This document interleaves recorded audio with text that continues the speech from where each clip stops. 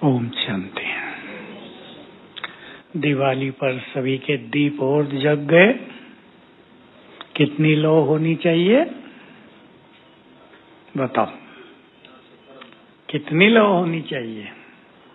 एक चित्र बनाएंगे, योग में बड़ा मजा आएगा आपको। आज 2 चित्र बनाएंगे योग के, बहुत सुंदर। हमारी लौ आत्मा की ज्योति इतनी ऊंची उठने लगी, कहां तक पहुंच गई? बाबा तक। बाबा को टच कर दिया। ठीक है, योग में बड़ा मजा आएगा।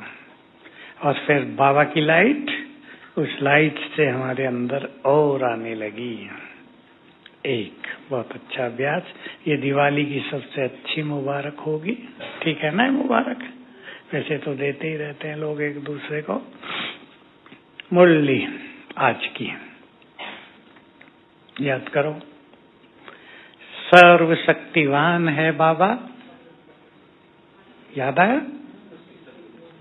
लोग क्या सोचते हैं और बाबा ने क्या राज बताए? मैं सर्वशक्तिवान हूं तो मैं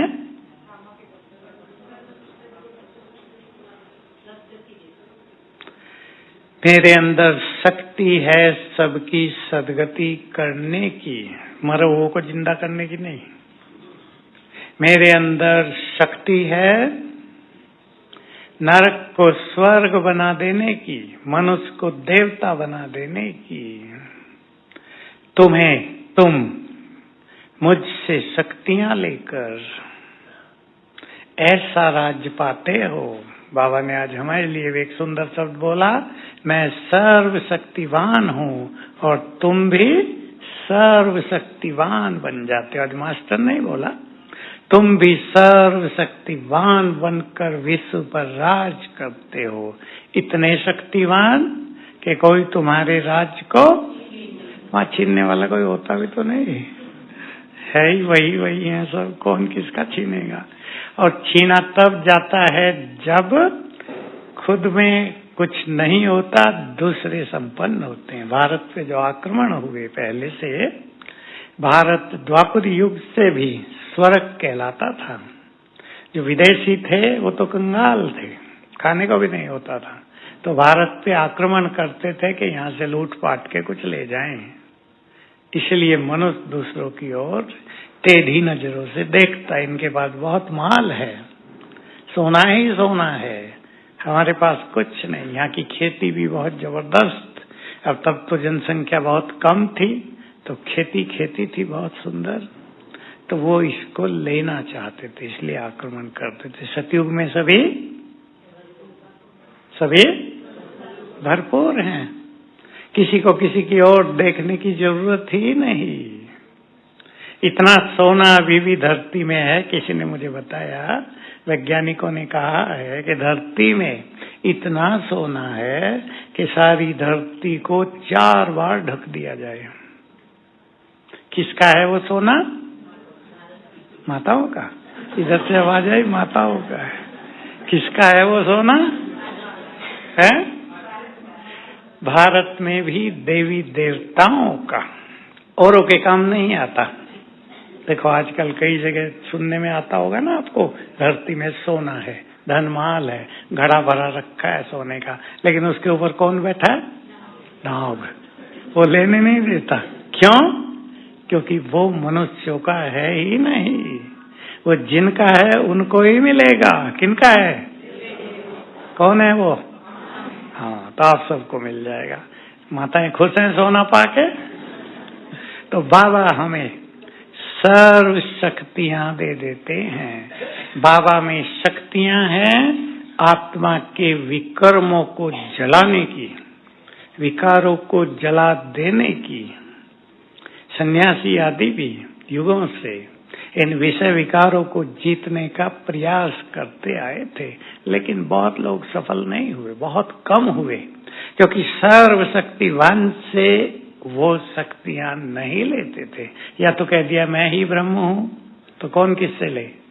मैं ही शिव हूं, शिवो अहम, तो कौन किससे ले? तो गलत विचारधाराएं हो गई। एक और कहते रहे परम पिता है वो, दूसरी ओर कहते रहे मैं ही वो हूँ। देखो, दो अलग अलग विचारधाराएं हो गई, विरोधी हो गई ना। मैं ही वो हूँ तो कौन किसका परम पिता?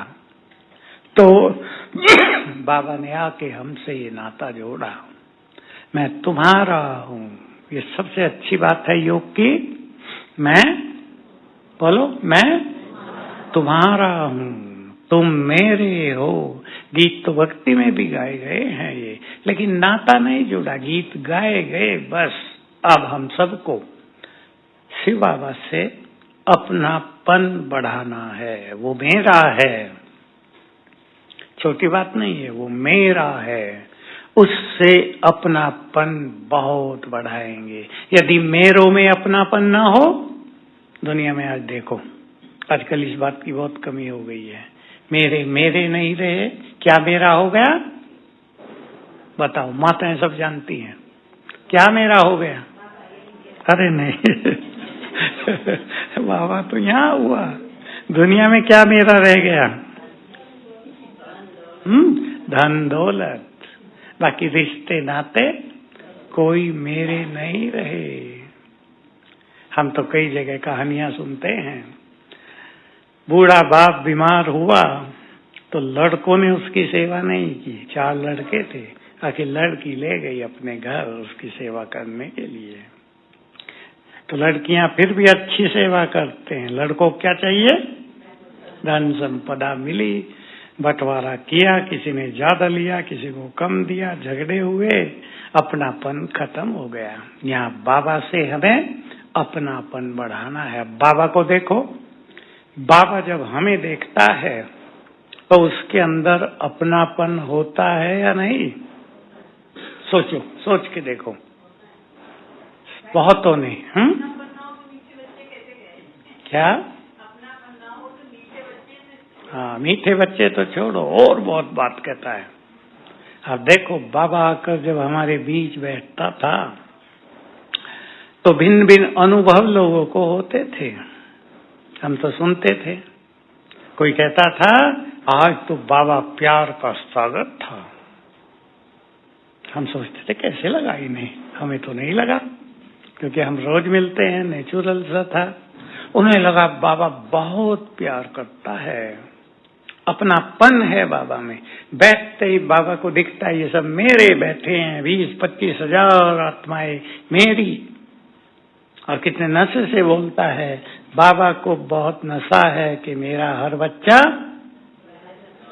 बोलो ना, राजा बच्चा है, हर एक बहुत भाग्यवान है। तो ये अपनेपन की बात है ना।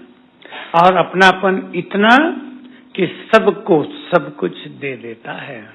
अब लेना हर एक के ऊपर है, लेकिन बाबा बंटवारा नहीं करता, या करता है? 100 रुपए उसके पास हैं, 100 बच्चों में एक एक बांट दे? नहीं, क्या करता है? बोलो, कौन बोलेगा? मैं 100 की बात कही, 100 तो छोटी संख्या है। क्या करता है बाबा? हर एक को 100 देता है, और फिर भी उसके पास 100 वापिस रह जाते हैं। ये है भगवान की गति और मति। ये और कुछ मनुष्य के पास नहीं है। अगर 100 करोड़ किसी के पास हैं और 4 बच्चे हैं तो 25-25 बटेंगे, उसमें वो लड़ने लगते हैं, मुझे ज्यादा चाहिए। और बाबा सबको ही बराबर देकर फिर भी सब कुछ उसके पास रह जाता है। सबको सब कुछ देकर सब कुछ वापिस उसके पास, खाली नहीं होता। तो हम सभी को बाबा से अपनापन बहुत बढ़ाना है। और योग अभ्यास में कल सवेरे से और आज सोते समय भी सभी अभ्यास करेंगे सर्वशक्तिवान से। ऊपर को देखेंगे, अभी देखो सभी, सर्वशक्तिवान से पावरफुल शक्तियां मेरे ऊपर आ रही हैं, मुझे मिल रही हैं, मुझ में समा रही हैं। अधिक से अधिक योग ऐसा हो जाए तो बाबा की शक्तियां आत्मा में बढ़ती जाएंगी, हमारी शक्तियां बढ़ती जाएंगी। और जैसे जैसे शक्तियां बढ़ेंगी हम विकारों को जीतने में सफल होंगे। जो योग से शक्तियां नहीं लेते वही बाबा को छोड़ के जाते हैं। छोड़ के जाते कोई संशय से नहीं। मैं तो बहुतों को देखा, संशय तो कहने में आता है, इसको संशय आ गया, इसने कह दिया कि मुझे विश्वास नहीं कि ब्रह्मा बाबा में शिव बाबा आते हैं, इसने कह दिया ये ठीक नहीं, इसने कह दिया बहनें ये करती हैं। पर असली बात होती है विषय विकार उस मनुष्य को तंग करते हैं तो वो निकल जाते हैं, बहाना ढूंढते हैं निकलने का। पर अगर योग बहुत अच्छा हो, सर्वशक्तिवान से शक्तियां लेने की कला आती हो तो विकारों पर सहज विजय हो जाती है। क्या शिक्षा मिलती है इससे हमें? मुझे बहुत खांसी रही हुई इसलिए मैं क्लास में नहीं आ रहा था कई दिन से। क्या शिक्षा मिलती है? अगर विकारों को जीतना है तो हमारा योग 4 घंटे तक तो होना ही चाहिए। जब हमें बहुत शक्तियां बाबा से मिले तब काम तो जीतेंगे, पर क्रोध पे कंट्रोल करेंगे, इच्छाओं पे कंट्रोल करेंगे, सांसारिक रसों पर कंट्रोल करेंगे। ये भी आजकल बहुत बड़ी माया है। सांसारिक रस आत्मा को खींचते हैं अपनी ओर, मनुष्य को लुभाते हैं और बहुत लोग उन रसों के चक्र में चले जाते हैं। तो हम योग का बढ़ाएंगे तो ये सब रस कहाँ समा जाएंगे? एक से ही इतना रस मिलेगा कि सब रस उसमें समाकर लीन हो जाएंगे। हमें ये रस अपनी ओर खींचेंगे ही नहीं। बाबा की अव्यक्त मुरली भी हम सब ने सुनी है और ये मुरली मुझे ऐसा लगा कई बार रिपीट होके आ गई 6 मास में। मुझे तो ऐसा लगा कितनी बार सुन चुके इसको ही। 3 तरह के भाग्य, भिन्न भिन्न तरह भाग्य कैसे चेहरे से दिखे, होठों से कैसे दिखे, नैनों से कैसे दिखे, कदमों में कैसे दिखाई दे, हाथों की रेखाओं में कैसे दिखाई दे। पर बाबा हम सब का ध्यान कुछ गुणों पर खिंचवाते हैं। आज हम उसकी चर्चा कर लेते हैं। वो गुण जो ब्राह्मण जीवन के लिए बहुत इम्पोर्टेंट हैं और जो त्याग, जिसकी मुरलियों में बहुत चर्चा आती है, कभी वरदान में, कभी स्लोगन में, कभी अव्यक्त इशारों में, उन पे हमारा पूरा ध्यान होना चाहिए। वो है पहली चीज, निरहंकारी बनना। आती है मुरलियों में बहुत, निरहंकारी बनना। आज हमारी सुदेश दीदी सुना रही थी, वो छोटी छोटी बातें बहुत अच्छी सुना देती है मुरली में। कि देखो ब्रह्मा बाबा की अंतिम 3 विशेषताएं, निराकारी, निर्विकारी, निरहंकारी, और शिव बाबा की इनमें से 2, निराकार और बोलो निरहंकारी, संपूर्ण निरहंकारी। इतना निरहंकारी कभी कभी तो कह देता है मैं कुछ नहीं करता। ये तो सब ड्रामा के अनुसार होता रहता है, करता सब कुछ वही है। देखो ड्रामा बिना एक्टर्स के होता है क्या? ड्रामा लिख दिया गया, हो जाएगा आप ही? एक्टर चाहिए ना। हम सब एक्टर हैं, हम एक्ट कर रहे हैं, उसको ड्रामा कहते हैं। तो बाबा भी एक्ट करेगा तब तो ड्रामा होगा उसका। वो आकर पूरा एक्ट करता है, कल्याण करता है। रोज मुरली में कह देता है मैं इस स्थापना और विनाश का काम कराता हूं।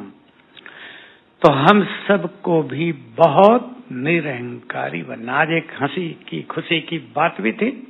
ब्रह्मा बाबा ने शिव बाबा को कहा, बाबा बोलो देखो किसको याद आता है, बाबा ये चीज मुझे दे दो। अब याद आ गई? ये साक्षात्कार दिव्य दृष्टि की चाबी मुझे दे दो, मैं सबको साक्षात्कार कराऊं।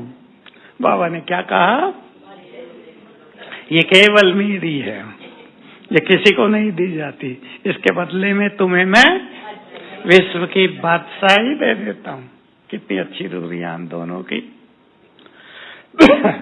तो बाबा ये दिव्य दृष्टि किसी को नहीं देता उसके हाथ में। और भी बाबा ने कह दिया कई बार कि ये द्वापुर से फिर मुझे काम आती है तुम्हारे लिए, तुम्हें राजी करने के लिए मैं साक्षात्कार कराता हूँ द्वापुर से फिर भक्ति में जिसमें भावना होती है।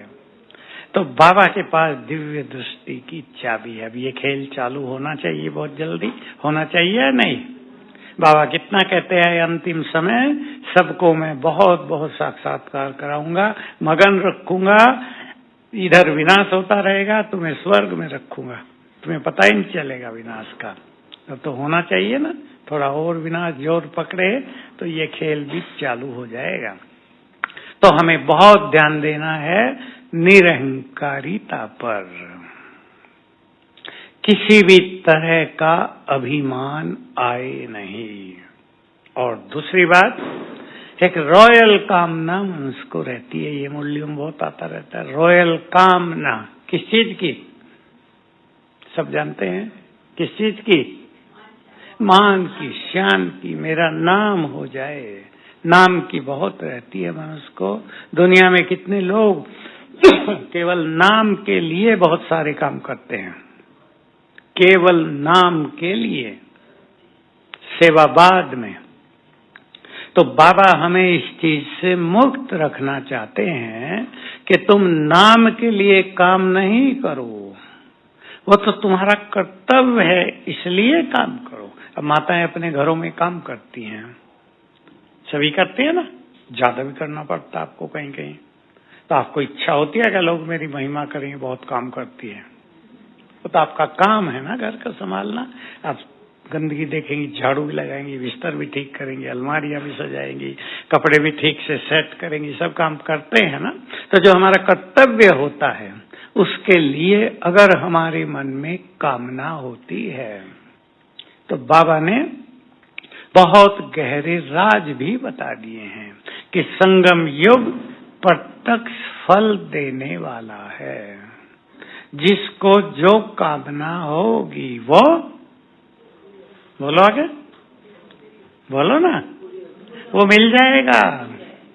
जिसको नाम चाहिए उसको नाम अवश्य मिलेगा, लेकिन क्या नहीं मिलेगा फिर? प्रारब्ध नहीं मिलेगी। और यहाँ पर भी जो ऐसी छोटी छोटी कामनाओं में उलझे रहते हैं उनका योग नहीं लगता। जो योग का सुख है, देखो बाबा की मुरली में 2 दिनों में 2 लाइनें बहुत अच्छी आई।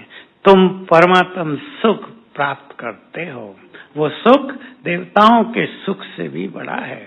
यहाँ तुम्हें मिलता है परमात्म सुख और वहां तुम्हें मिलता है फिर स्वर्ग का सुख। बहुत अच्छी बात थी ना ये। और एक बात थी, सदा जी थी, तुम परमात्म संस्कारों से संसार बदलते हो। बहुत गहरी बातें हैं ये। दुनिया में कोई यहाँ तक सोचने की भी बुद्धि नहीं रखता। परमात्म संस्कारों को धारण करके ही हम एक सुंदर संसार की रचना करते हैं। ध्यान दें इस बात पर। परमात्म संस्कार हैं सबको सुख देना, सबको गति सदगति का मार्ग दिखाना।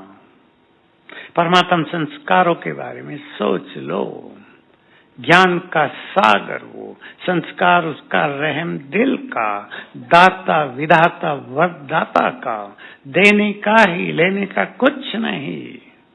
परमात्म संस्कार संपूर्ण पवित्रता का, संपूर्ण शुभ भावनाओं का। देखो बाबा के मन में किसी के लिए गलत भावना उठती होगी? वो पढ़ा रहा है, कितने साल पढ़ाया, कोई नहीं पढ़ते, कोई नहीं सुधरते। कभी बाबा ने सोचा भी नहीं कि ये तो सुधरने वाले हैं नहीं, मैं क्यों पढ़ाऊं।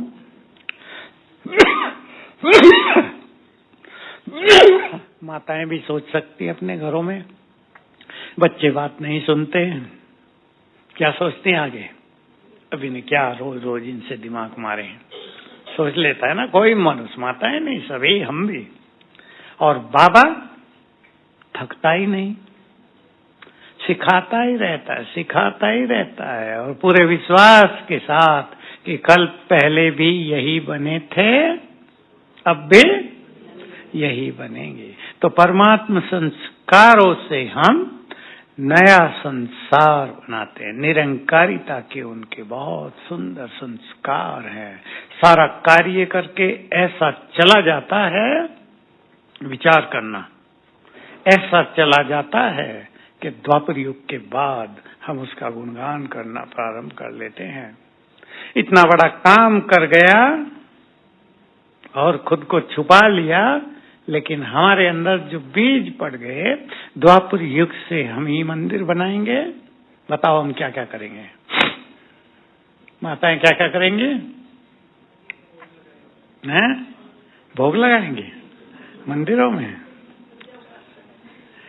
मंदिर भी हम ही बनाएंगे। एक बड़ी बात के लिए मैंने ये प्रश्न पूछा, जो बाबा ने एक ही बार कहा है, शास्त्र भी तुमने ही लिखे हैं, गड़बड़ तुमने की है सारी, अब ठीक भी तुम कर रहे हो। सारी गड़बड़, क्योंकि ज्ञान और किसी के पास आया कहाँ से जो शास्त्र लिखे? हम में से ही कई वो ऋषि बन गए थे जिनके द्वारा ये शास्त्र लिखे गए। ये बहुत गुह्य रहस्य है। कोई सुनने वाला ये भी कह सकता है देखो अपनी बड़ाई कर रहे हैं ये लोग, लेकिन जिन्होंने ज्ञान सुना उनके अंतर मन में, उनकी दिव्य बुद्धि में ही तो वो समा गया था ना। जिन्होंने सुना ही नहीं वो कैसे इमर्ज होगा द्वापर से? जिन्होंने यहाँ सुना है और सब कुछ अपने अंदर भर लिया, उनकी बुद्धि में ही द्वापर से वो सब इमर्ज होने लगता है। तो हम चेक करेंगे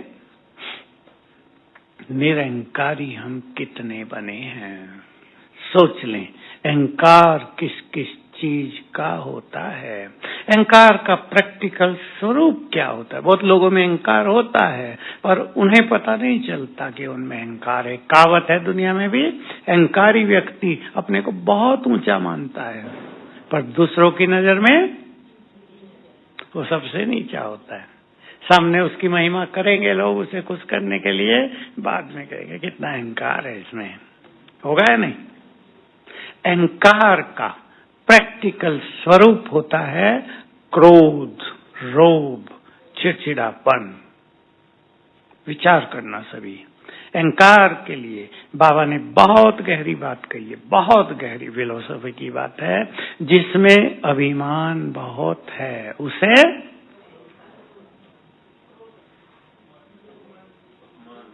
उसे अपमान की फीलिंग बहुत होती है। फीलिंग जिनको भी आती है। अब देखो, सेंटर में एक छोटी कन्या आई जिसको बहुत फीलिंग है। उसे देखकर कोई ये नहीं कहेगा इसमें अभिमान है, कहेंगे इसको फीलिंग बहुत आती है, रूस जाती है जल्दी, फिर इसको मनाना पड़ता है। परंतु उसके पीछे काम कर रहा है उसका, यहाँ दूसरा शब्द यूज करेंगे, देह अभिमान। मुझे ये क्यों कहा गया, कि क्यों उसकी फीलिंग को बढ़ा रहा है। तो अभिमान से क्रोध को जन्म होता है। अभिमानी मनुष्य, चौथी बात, दूसरों का अपमान बहुत करता है। जो स्वमानधारी होंगे वो दूसरों को भी स्वमान देंगे, स्वमान की नजर से देखेंगे। जहाँ स्वमान की बहुत कमी है वहाँ अभिमान प्रबल होता है। अगली बात यह है, ध्यान रखेंगे, और स्वमान ही अभिमान को जीतने की विधि है। एक ज्ञान के द्वारा हम अभिमान को समझेंगे, ये अभिमान है, ये हमें नहीं रखना चाहिए, लेकिन इस पर संपूर्ण विजय होगी किससे? बोलो, स्वमान से। अंडरलाइन करो सभी। ये नहीं माताओं में अभिमान नहीं होता, वो सब में होता है। वो सूक्ष्म होता है, किसी में बहुत दिखावा होता है, उसकी चर्चा हम कर लेते हैं। इसकी सबसे अच्छी दवाई है, सबसे अच्छा समाधान है जो बाबा ने सुनाया, बहुत प्रिय, बहुत प्रिय। मैं तो जब से सुना था मेरे मन को भा गया था। ये ओम शांति भवन की मुरली में था ये, जो कुछ तुम्हारे पास है वो सब प्रभु देन है। प्रभु देन, जो कुछ हमारे पास है क्या है वो? बोलो फिर से, क्या है? प्रभु देन। अब देखो, सोचो यहाँ अभिमान किसकी चीज का होता है? एक अभिमान हो सकता है किसी मनुष्य को अपनी बुद्धि का, दूसरा हो सकता है अपने धन का, तीसरा हो सकता है परिवार का। माताओं में देखो कैसे आता है, माताएं बुरा तो नहीं मानेंगी। एक माता हमने देखी, वो ज्ञान में नहीं, उसका भाई कमिश्नर है, वो कमिश्नर नहीं है, उसका भाई कमिश्नर है, लेकिन इसको बहुत ज्यादा अभिमान, किसी से ठीक से बात नहीं करती वो। मेरा भाई कमिश्नर है, क्या समझा तुमने? अब शायद उस कमिश्नर को अभिमान न हो, क्योंकि वो कई तरह की मार खा खा के कमिश्नर बनते हैं। मार खाने का अर्थ है कई तरह के कड़वे अनुभव लेकर कमिश्नर तक पहुंचते हैं, तो उनका अभिमान चूर हो जाता है। हमने कई कमिश्नर देखे, निरंकारी हो जाते हैं बेचारे। कई कलेक्टर देखे, बहुत निरंकारी, लोगों की बात सुन सुन के, देख देख के आध्यात्मिक हो जाते हैं।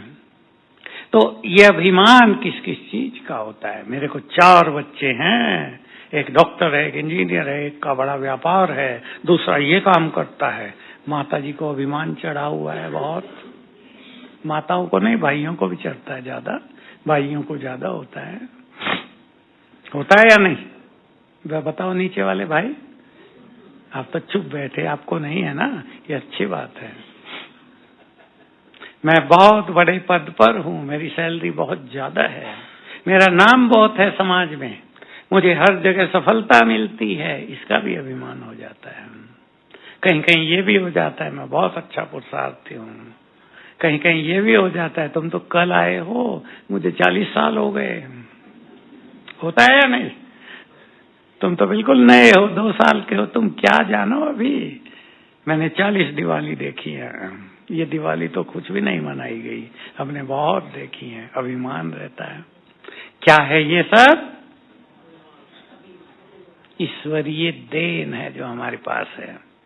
अगर हमें मान बहुत मिलता है, अगर हमें जीवन में सफलता बहुत मिली है, अगर हमें सहज धन मिलता है, तो ये सब प्रभु देन है। ये पक्का कर दें जीवन में, तो ये अभिमान समाप्त होगा। नहीं तो क्या होता है अभिमान से? जो कुछ मनुष्य के पास होता है उसका सुख उसे मिलता नहीं है। देख सकते हैं आप। इसलिए अभिमानी के लिए दुनिया में एक कहावत सुनी थी हमने, अभिमानी को स्वप्नों में भी कष्ट होता है। देखा, मैं इसके घर गया, इसने मेरे को पूछा ही नहीं। अब उन्होंने बेचारों ने बहुत पूछा होगा, लेकिन इसकी तृप्ति नहीं हो रही। मुझे ये नहीं खिलाया, मुझे ये नहीं खिलाया, मुझे ये नहीं दिया, खाली हाथ भेज दिया, बस 100 रुपए दे के भेज दिया। अपमान की फीलिंग स्वप्नों में भी तंग करती है। इसलिए अभिमानी को स्वप्नों में भी सुख नहीं मिलता है। किसी को अपने बड़ेपन का अभिमान, अपने पद पोजीशन, अपनी अथॉरिटी का अभिमान, हमें चेक कर लेना हमें क्या अभिमान है। किसी को अपनी सुंदरता का अभिमान, किसी को अपनी योग्यताओं का अभिमान। अभिमान की लिस्ट भी बहुत लंबी होती है। सूक्ष्म रूप से इसे पहचानना, इसे पकड़ना और उसको समाप्त करना, इसकी बहुत आवश्यकता है। तो हमारा जीवन जब अभिमान छूटेगा तो क्या आएगा उसकी जगह? और एक चीज जो आपने बहुत दिन से सुनी नहीं होगी, बुद्धि में दिव्यता आ जाएगी। अभिमान मनुष्य की बुद्धि को विषैला कर देता है। वो दूसरों की बात सुनता नहीं है, दूसरे की राय को सम्मान नहीं देता, वो दूसरों की बातों को काटेगा और उसको सदा ये ख्याल रहेगा मैं ही राइट हूँ, आई एम राइट, तुम सब गलत हो। बुद्धिमान केवल मैं हूँ, तुम सब नहीं हो। ये ठीक है कि बुद्धिमान मैं हूँ, लेकिन दूसरे भी तो हैं। बुद्धिमानों की कोई कमी नहीं दुनिया में। इसलिए सब कुछ प्रभु देन है। ये बहुत सारी बातें अभिमान की निकली हैं, सभी अपने को चेक कर लेंगे। दूसरी चीज जो मुरलियों में बहुत आया है, संडे की मुरली में भी था, परसों था ना संडे, संतुष्टता, दुआएं लेना और देना। जो दूसरों को संतुष्ट करते हैं उन्हें दुआएं बहुत मिलती हैं। ठीक बात है या नहीं बाबा की? संतुष्ट करना सहज है या कठिन है? सहज है? वाह। भाइयों को, आपको 4 बच्चे हैं, चारों को संतुष्ट रखना सहज है या कठिन? भाई बताओ, बड़े अति सहज? तुमको तो बच्चे हैं ही नहीं। मैं उनसे पूछ रहा हूँ जिनको 4 बच्चे हैं, जिनमें कंपटीशन होने लगे, इसको अच्छी चीज दे दी, मुझे नहीं दी, इसको ये खिला दिया, मुझे नहीं खिलाया। छोटी छोटी बातें जो घरों में होती होंगी आपके। इसको बहुत पूछा जाता है, मुझे नहीं पूछा जाता। इसको सब जगह ले जाता है पापा, मुझे नहीं ले जाता। ये सब बातें भी परिवारों में असंतोष पैदा करती हैं। समभाव, समझते हैं ना सब? समान भाव, सबको आगे बढ़ाने की इच्छा, सबको सिखाने की श्रेष्ठ कामना, ये सब में होनी चाहिए। मैं परिवारों की बात कर रहा हूँ। मैं एक बहन का अनुभव कभी कभी सुनाया है, यही सुनाया है। माताओं को इस बात का ज्यादा ध्यान देना। एक बहन आई कि मुझे खुशी नहीं रहती भाई जी। मैंने पूछा हुआ क्या? तुम्हें इंजीनियर थी, 50,000 सैलरी थी उसकी। मैंने कहा तुम तो अच्छी इंजीनियर हो, कमाती बहुत हो, तुम्हें तो बहुत खुश होना चाहिए। फट से बताया कि मेरे साथ ये हुआ है कि 2 भाई और मैं एक बहन थी। माँ भाइयों को बहुत प्यार करती थी, मुझे इग्नोर करती थी। आम घर में आए, चुपचाप भाइयों को खिला दिए, मुझे नहीं दिया। तो मैं ये सब देखती थी। देखो माताएं, देख लेना कौन कौन ये गलती करती आई हैं। अब उस गलती को मिटा लेना और आगे नहीं करनी ये गलती। कहा मैं सब देखती आई। मेरा जो छोटा भाई था उसका मेरे से बहुत प्यार था, वो अपना आधा हिस्सा मुझे चुपचाप दे देता था। कहा मैं ये देखती आई और मेरी खुशी खत्म होती गई। मैं बड़ी हो गई हूँ, 30 साल की, मेरे पास ज्ञान है, मेरा योग बहुत अच्छा लगता है, लेकिन मन खुश नहीं रहता। क्या करना चाहिए बोलो? पहले तो माताएं सोच ले क्या करना चाहिए। समझ में तो सबकी आ गई होगी। लड़कों से बहुत प्यार माताओं का होता ही है, भले ही लड़के लात मारे, वृद्धाश्रम में छोड़ाएं लास्ट में सबको, बूढ़ों को कर रहे हैं आजकल बहुत। संभाव, मैंने उसे कहा, मैंने उसे थोड़ा सा हल्का किया, तुम्हारी माँ तो है ना, वो है, उसने तुम्हें जन्म दिया, हाँ, पालना भी की, हाँ, पढ़ाने में पैसे वैसे लगाए, हाँ, उसके गुण गाओ और उसे क्षमादान दे दो, क्षमा करो। तुमने जो कुछ मेरे से किया मैं तुम्हें क्षमा करती हूँ, पर तुमने मुझे बड़ा किया, पढ़ाया लिखाया, पालना की, धन्यवाद आपको। और आपको विश्वास तो नहीं होगा, पहले ही दिन से उसकी खुशी लौटाई और वो शांतिवन में 7 दिन रही, खुश होकर चली गई। तो ये सूक्ष्म पाप होता है ना, हमने दूसरों के जीवन की, उनकी मेंटालिटी की ऐसी स्थिति बना दी कि उनके मन में नफरत का बीज डाल दिया। देखो माँ के लिए, जबकि माँ से बहुत प्यार रहता है सबको, लेकिन नफरत का बीज डाल दिया भेदभाव ने। तो ध्यान देंगे सभी बच्चे समान हैं, सभी भाग्य लेकर पैदा हुए हैं, सभी की अपनी अपनी बुद्धि है। जिनको कम बुद्धि हो उनको सिखाना चाहिए, उनको बुद्धि देनी चाहिए, ये बहुत जरूरी है। जो समझदार माँ बाप होते हैं ना, सुनेंगे बहुत सारे लोग इस बात को, वो जैसे ही बड़े होते हैं, मान लो 50 साल, 55 साल, 60 साल के हो गए और उनको 4 बच्चे हैं, तो चारों को पहले से ही सेट करने लगते हैं ताकि ये लड़े नहीं। एक ने मुझे सुनाया आगे नजदीक में ही 4 बच्चे, मैंने चारों को 4 दुकान अलग अलग बना के दे दी। जिसको जो चाहिए था, जिस तरह का बिजनेस करना था, कोई कपड़े का चाहता था, कोई ज्वेलरी का चाहता था, उनको वो बना के दे दिया और उन्हें फ्री कर दिया। अब तुम अपने बिजनेस को बढ़ावा खुद दो, मैं तुम्हारे साथ हूँ, जो तुम कमाओ वो तुम्हारा, मुझे नहीं चाहिए तुम्हारा कोई। आपस में लड़ना ही नहीं है तुम्हें, जो जितनी मेहनत करेगा उसको उतनी प्राप्ति होगी। उन्हें अच्छी तरह समझा दिया, चारों प्यार से रहने लगे, घर में आनंद का माहौल हो गया। नहीं तो लड़ाई झगड़ा होता है, इसका ज्यादा हिस्सा, इसका कम हिस्सा, ये झगड़े आजकल कॉमन हो गए हैं। तो जो भी समझदार माँ बाप हैं वो अपने जीते जी अपने बच्चों को इस तरह वेल सेटल्ड करके फिर आगे का सोचेंगे। तो हमें संतुष्ट करना है सबको। संगठनों में हम रहते हैं और हमारे संगठन ऐसे हैं, देखो इस संगठन में विचार करेंगे बहुत गहराई से। कई बहुत बुद्धिमान लोग हैं, कोई राजा बनने वाले हैं, कोई उनकी प्रजा बनने वाले हैं, किसी को अभिमान भी है, किसी को क्रोध भी है, किसी की इच्छाएं भी बहुत हैं, सब पुरुषार्थ कर रहे हैं ना। सबको उनके अनुसार दे देना, ये कला है सबको संतुष्ट करने की।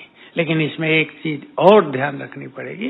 बाबा ने बहुत पहले एक बहुत अच्छी चीज कुछ लोगों को कही थी, वो हम सबके लिए है, सेवाओं को प्रसाद की तरह बांटो। ये नहीं इनको सेवा दे दी बाकी को छोड़ दिया, सबको बांट दो। सब कुछ होंगे। हमारे एक दो बड़े भाई हैं गुजरात ये दिल्ली में, बहुत अच्छी सेवाएं संभालते हैं। उन्होंने नोएडा में एक बहुत बड़ा मेला लगाया, तो हम लोगों को बुलाया था कि मेले से पहले भट्टी हो जाए। और मेले में भी एक बड़ा सा रूम ऐसा बना दिया जिसमें निरंतर योग चलने वाला है। हर व्यक्ति को सेवा दे दी। जो बुजुर्ग लोग थे ना 80 के बाहर, उनको भी 4-5 जगह बैठा दिया। कोई स्वागत करेगा आने वालों का, कोई उनसे अच्छी दो बात करेगा, कोई उन्हें रास्ता बताएगा, इधर से जाओ इधर से जाओ, कोई योगदान करेगा। 5-7 ऐसे बुजुर्ग लोगों को बैठा दिया था, तो वो भी सहयोगी बन गए। उनका दिल भी बहुत खुश हो गया कि हम भी बाबा की सेवाओं में कुछ कर रहे हैं। नहीं तो क्या होता है, भाई हमें तो कोई पूछता नहीं, हम तो गरीब हैं, हमें कौन पूछेगा। लेकिन गरीबों को भी लगा दिया। ठीक है, तुम्हारे पास पैसा नहीं है लगाने का, तुम ये काम करो, तुम पानी भर देना सब जगह, आने वाले सबको पर्याप्त पानी मिलता रहे, तुम पानी का छिड़काव कर देना। मिट्टी थी ना मेले में, तो सबको सेवा दे दी, सब संतुष्ट हुए। और ऐसी सेवाओं से रिजल्ट बहुत सुंदर होते हैं, क्योंकि सेवाओं की सफलता का आधार है उस स्थान के वाइब्रेशंस। और जो निमित्त आत्माएं वहां काम कर रही हैं सभी, उनके वाइब्रेशंस, उनका व्यवहार, ये बहुत सुंदर हमारी धारणा है, श्रेष्ठ व्यवहार। कई लोग योग भी बहुत अच्छा कर लेते हैं, लेकिन व्यवहार अच्छा करना नहीं जानते। परिवारों में भी इस चीज की बहुत जरूरत है। आप ज्ञान योग सब कुछ बहुत अच्छा करें, लेकिन परिवारों में व्यवहार बहुत अच्छा रखें। आपके व्यवहार को देखकर ही आपका परिवार आपसे खुश होकर ज्ञान लेगा। अनुभव होगा कईयों का, आपकी स्थिति देखकर आपके परिवार बाबा के समीप आते हैं। है अनुभव माताओं का? है ना?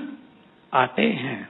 और अगर ज्ञान में चलने वाले को क्रोध आता है, कई लोग तो मुख से बोल देते हैं, तुम ओम शांति में जाती हो, नाम ही है ओम शांति, मन को तो शांत करो पहले। वो कहती है बच्चों को, चलो ज्ञान लो ओम शांति में, के पहले तुम तो ले लो। सीधा ही बोलते हैं कई, तुमने अब तक नहीं लिया। तो हमारी स्थिति, हमारा श्रेष्ठ व्यवहार, हमारे अच्छे बोल परिवार पर, दूसरों पर बहुत अच्छा प्रभाव डालेंगे। सभी संगठनों में ये बात याद रखें, नहीं तो संगठन टूटते हैं, सेवाएं बिखरती हैं, खेल बिगड़ता है। कई जगह बनी बनाई सेवाएं किसी एक निमित्त के कारण बिखर गई। मेरे पास कई उदाहरण हैं। कई गृहस्थी लोग गीता पाठशाला खोलते हैं, है तो प्राइवेट बात, इशारे में सुना देता हूँ। टीचर बहने बैठी, किसी को बुरा लग सकता है, मुझे कहते हैं भाई जी कोई बहन मिल जाए तो बहुत अच्छा। मैं कहता बहन तो मेरे पास नहीं होती, पर तुम ही बहन हो ना, तुम ही अच्छा चलाती हो, चलाते रहो। नहीं बहन, टीचर बहन की बहुत जरूरत है। मैंने कहा कहीं खेल न बिगड़ जाए, देख लो, क्योंकि कई जगह बिगड़ा है। 100 स्टूडेंट, टीचर बहन आ गई, 20 रह गए, सब भाग गए। कोई बुरा नहीं मानना मेरी बात से।